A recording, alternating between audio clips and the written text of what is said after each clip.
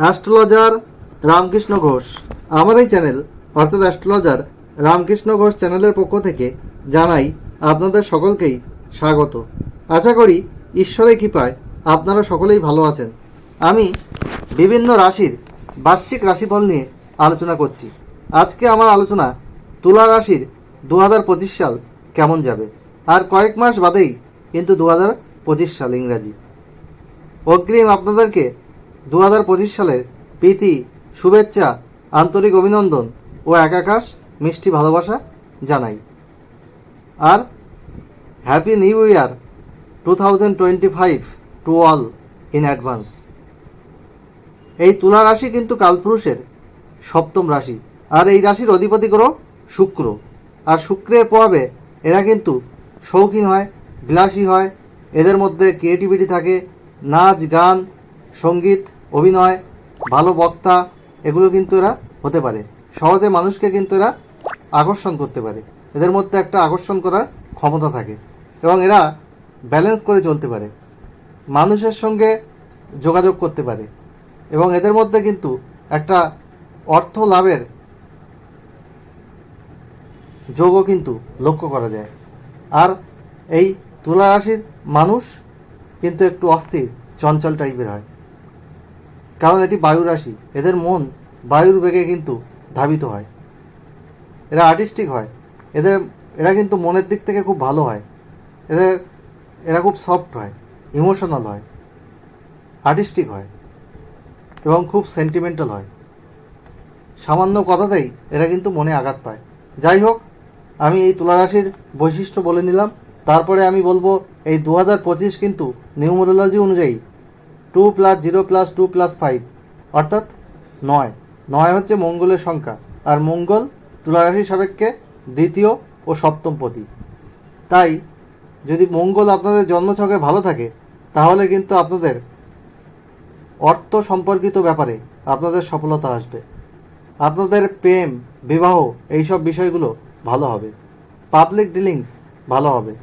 মানুষের সঙ্গে সম্পর্কের জায়গা ভালো হবে। ব্যবসা কর্মে শুভ ফল পাবেন। যদি মঙ্গল নেগেটিভিটি হয়, মঙ্গলের নেগেটিভিটি থাকে, তাহলে কিন্তু এই শুভ ফলগুলো অতটা পাবেন না, অনেক কম পাবেন। যাই হোক, আমি এই বার্ষিক রাশিফল 4টি গ্রহের গোচর ফলের ওপরে আমরা দিয়ে থাকি, যারা এক একটি রাশিতে দীর্ঘদিন থাকে। বৃহস্পতি, শনি, রাহু, কেতু। বৃহস্পতি এক একটি রাশিতে 1 বছর, শনি 2.5 বছর, রাহু কেতু 1.5 বছর করে কিন্তু এক একটি রাশিতে থাকে। তাহলে আপনাদের চতুর্থ ও পঞ্চম পতি শনি কিন্তু পঞ্চমেই অবস্থান করছে। আর 29শে মার্চ 2025 শনি কিন্তু আপনাদের ষষ্ঠে চলে যাবে। আপনাদের এই 2025 স্বাস্থ্য কেমন যাবে, আপনাদের আর্থিক ভাগ্য কেমন হবে, ব্যয় কেমন হবে, আপনাদের প্রেম ও দাম্পত্য জীবন কেমন যাবে, আপনাদের চাকরি বা ব্যবসা কেমন যাবে, আপনাদের শিক্ষা, প্রাথমিক শিক্ষা, কলেজ বিদ্যা, উচ্চশিক্ষা কেমন হবে, আপনাদের ওভারঅল ভাগ্য, পিতামাতার স্বাস্থ্য কেমন যাবে, এই নিয়েই কিন্তু আমার আলোচনা। এবং ভিডিওর শেষে আমি আপনাদের যে সমস্যা রয়েছে সেই সমস্যা থেকে বেরিয়ে আসার জন্য কী রেমিডি রয়েছে সেটা কিন্তু বলবো।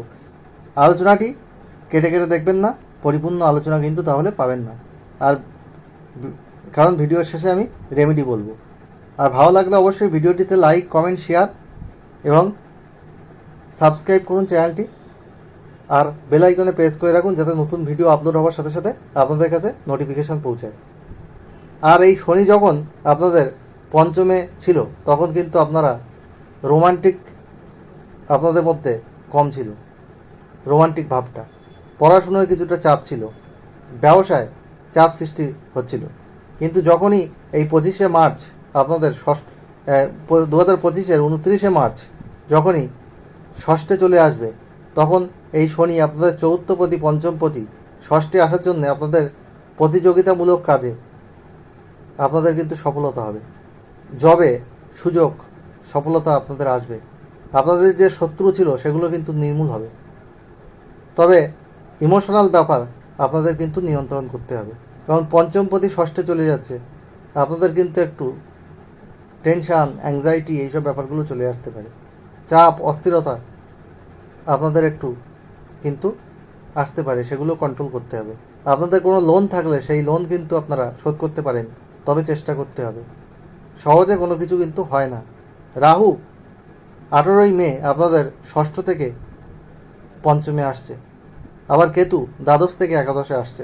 রাহু পঞ্চমে থাকার জন্য আপনাদের মধ্যে ক্রিয়েটিভিটিকে অনেক সময় বাড়িয়ে দেবে, আবার পড়াশুনোর ক্ষেত্রে আপনাদের কিন্তু একটু মন ডাইভার্ট করে দেবে, কলেজ বিদ্যার ক্ষেত্রে বা প্রাথমিক শিক্ষার ক্ষেত্রে। এদিকে চতুর্থপতি পঞ্চমপতি আপনাদের ষষ্ঠে যাচ্ছে, আবার রাহু আপনাদের পঞ্চমে আসছে। পড়াশুনোয় একটা মন ডাইভার্ট হয়ে যাওয়ার যোগ থাকবে, কোনো বিষয় দীর্ঘক্ষণ আপনারা পড়তে পারবেন না, একটা সমস্যা কিন্তু দেখা যাবে, এবং আপনাদের এক্সপেক্টেড রেজাল্ট কিন্তু সবসময় নাও আসতে পারে। কারণ আপনাদের কিন্তু মিডিয়ার প্রতি আপনারা একটু বেশি অ্যাডিক্টেড হয়ে পড়বেন। ফেসবুক, ইনস্টাগ্রাম, যেসব সোশ্যাল মিডিয়া আছে, ইউটিউব, এর প্রতি আপনারা কিন্তু বেশি আকৃষ্ট হয়ে পড়বেন, যার জন্যে আপনাদের একটু সমস্যা কিন্তু তৈরি হতে পারে। আর এই রাহু আপনাদের যখন পঞ্চমে আসবে তখন আপনাদের খরচ বাড়াবে, শত্রুতা আপনাদের বাড়াবে, মানুষের সাথে আপনাদের একটু ডিট্যাচমেন্ট কিন্তু তৈরি করবে, আপনারা একটু ফিকেল মাইন্ডেড হয়ে যাবেন। পঞ্চমে রাহু মন ডাইভার্ট করে দেয়। আপনাদের স্বাস্থ্যের ক্ষেত্রে যেমন পেটের সমস্যা দেখা যাবে, লিভার ওরিয়েন্টেড কোনো সমস্যা থাকবে, হজমের গণ্ডগোল আপনাদের থাকবে, অস্থি রোগ দেখা যেতে পারে, পড়াশুনো একটা অনীহা, মনোসংযোগের অভাব এগুলো কিন্তু আসবে, অর্থলাভ প্রাপ্তিযোগ এগুলো কিন্তু আছে। এক্সপেকটেশন ছাড়া আপনাদের কিন্তু ফাটকা লাভবান হতে পারেন।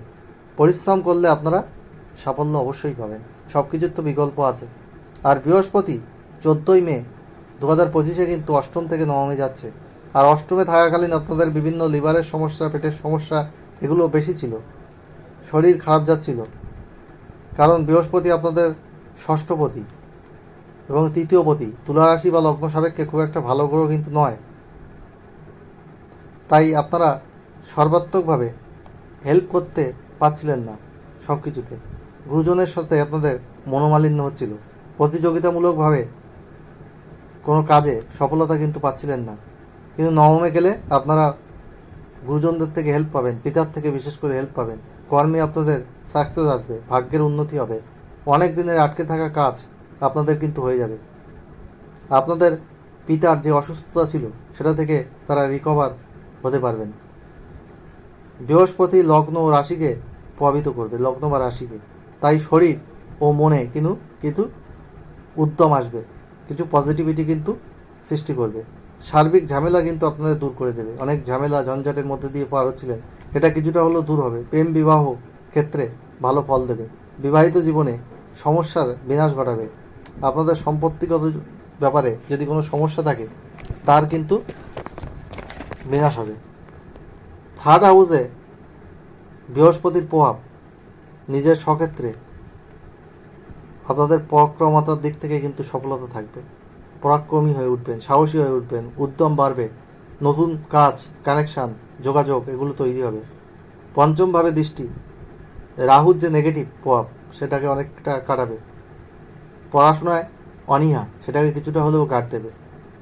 শরীর স্বাস্থ্যের প্রতি আপনাদের নজর রাখতে হবে, আপনাদের কিছু কিছু ক্ষেত্রে ডিসিশন মেকিংয়ে ভুল হবে, বুদ্ধির নাশ করে দেয় রাহু পঞ্চমে থাকলে, অনেক সময় খারাপ প্রেমে পড়ে আপনাদের সমস্যা তৈরি করবে। সে দিকে আপনাদের কিন্তু খেয়াল রাখতে হবে, যেন সব কিছু ডিসিশান নিয়ে করতে হবে, এগোতে হবে। আর মাসিক রাশি বলে আমি আরও ডিটেলস বলবো, শনি আপনাদের ঝামেলা নির্মূল করে দেবে। যাই হোক, এই হলো আপনাদের তুলা রাশির 2025 কেমন যাবে তার একটা ওভারঅল। আমি well qualified astrologer, GATE NET SET qualified. আমি কম্পিউটার সায়েন্সে পিএইচডি, কম্পিউটার সায়েন্সে অধ্যাপক, মাল্টিপল প্রফেশনের সঙ্গে যুক্ত। আমি একজন গীতিকারও। আমার চ্যানেলের লিঙ্ক এর সাথে দেওয়া আছে, আপনারা আমার প্রোফাইল দেখে নিতে পারেন। একটা কোশ্চেন হোয়াটসঅ্যাপে date of birth, time, place দিয়ে আমার কাছে করতে পারেন, ফ্রি অফ কস্টে আমি কিন্তু এই সার্ভিস আপনাদেরকে প্রোভাইড করব। সততার মাধ্যমে আমি এই প্রফেশনকে এগিয়ে নিয়ে গেছি। আর যদি সততার মাধ্যমে হরস্কোপ বিচার করাতে চান অন্যান্য অ্যাস্ট্রোলজার যা ভিজিট নেয় তার 1/5 ভিজিটে আমি এই সার্ভিস আপনাদের প্রোভাইড করব। আমি হ্যান্ড রিটেন রিপোর্ট আপনাদেরকে দেবো, সফটওয়্যার থেকে প্রিন্ট করে নেয় অন্যান্য অ্যাস্ট্রোলজারের মতো। আপনারা অনলাইনে আমার সাথে যোগাযোগ করতে পারেন, চেম্বারেও আসতে পারেন। হোয়াটসঅ্যাপে আপনাদের সাথে প্রথমে ডিসকাস করব, ফোনে আলোচনা করব, তারপরে রিপোর্ট হ্যান্ড রিটেন লিখে আপনাদেরকে স্ক্যান করে পিডিএফ করে পাঠিয়ে দেবো অনলাইনে করলে। আর ডিটেল করতে চাইলে আমার চেম্বারে আসবেন, 1-1.5 ঘন্টা টাইম নিয়ে আসবেন, আমি অ্যানালাইজ করে আপনাদেরকে ডিটেল রিপোর্ট লিখে আপনাদেরকে হ্যান্ড ওভার করব। যাই হোক, আমি আপনাদের প্রতিকার সম্পর্কে বলবো। আপনারা হচ্ছে নীল, আকাশি, সাদা, সবুজ, ক্রিম এইসব রং বেশি ব্যবহার করুন। লাল, গোলাপি, হলুদ, সোনালি এসব রং কম ব্যবহার করুন, তাহলে আপনাদের পজিটিভিটি কিন্তু অনেক বাড়বে। আর আপনারা শনির বীজ মন্ত্র 8 বার পাঠ করুন প্রতিদিন সূর্যাস্তের পর, পশ্চিম দিকে মুখ রেখে খোলা আকাশের নিচে। ওং প্রাম প্রিম প্রম স শনিশ্চরায় নমঃ। আর রাহু কেতুর মন্ত্র, যদি পড়াশোনায় খুব ডিস্টারবেন্স আসে, রাহুর মন্ত্র পাঠ করুন 4 বার প্রতিদিন সূর্যাস্তের পর। ওং এই রিং রাহবে নমঃ, পশ্চিম দিকে মুখ রেখে। আর যদি আপনাদের অহেতুক ঝামেলা, কোনো মানুষের সাথে ঝামেলা বা বন্ধুত্বর ক্ষেত্রে কোনো ঝামেলা আসে বা কোনো শত্রুতা তৈরি হয়, কেতুর মন্ত্র পাঠ করুন প্রতিদিন 7 বার। ওং এই রিং কেতবে নমঃ, তাহলে আপনারা কিন্তু অনেক শুভফল পাবেন। যাই হোক, আজ এখানেই শেষ করছি।